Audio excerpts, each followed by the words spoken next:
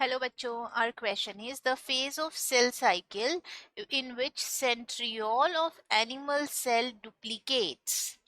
So as we know that the entire cell cycle is divided into two phases, that is the M phase, which covers less than 5% of time in the cell cycle, and the rest one is the interphase. बाकी बची हुई क्या होती है? Interphase.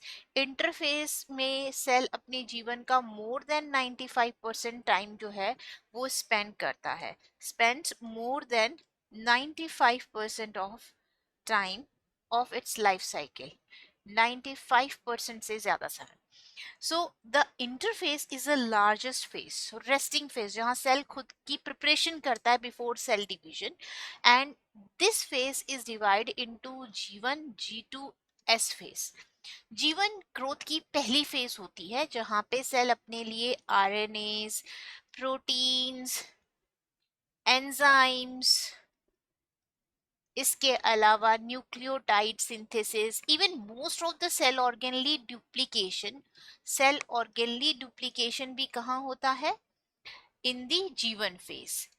G2 phase growth की वो phase होती है जो M फेज से जस्ट पहले आती है, यानी कि प्री माइटोटिक फेज हम इसे कह सकते हैं. और प्री माइटोटिक फेज के दौरान कुछ आरएनए और इम्पॉर्टेंट स्पेशल प्रोटीन जैसे ट्यूब्यूलिन प्रोटीन हो गया, उनका सिंथेसिस होता है. इसके अलावा कुछ सेल ऑर्गेनली लाइक माइटोकॉन्ड्रिया हो गया, ईआर हो गया, गोल्जी हो गया, इनका डुप्लीकेशन होता है. लेकिन एस फेज सेल साइकिल की वो फेज होती है जो दोनों ग्रोथ फेज के बीच में आती है. इस फेज के दौरान डीएनए का डुप्लीकेशन या हम कहें DNA replication take place inside the nucleus of the cell.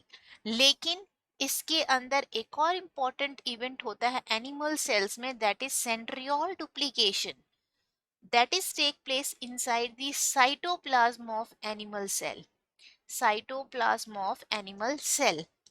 Nucleus के अंदर तो डीएनए रेप्लिकेशन हो रहा है, सेंट्रियोल का डुप्लीकेशन साइटोप्लाज्म में हो रहा है. सो S phase is a phase where the centriole duplication in animal cell take place. So option 4 is only the right answer.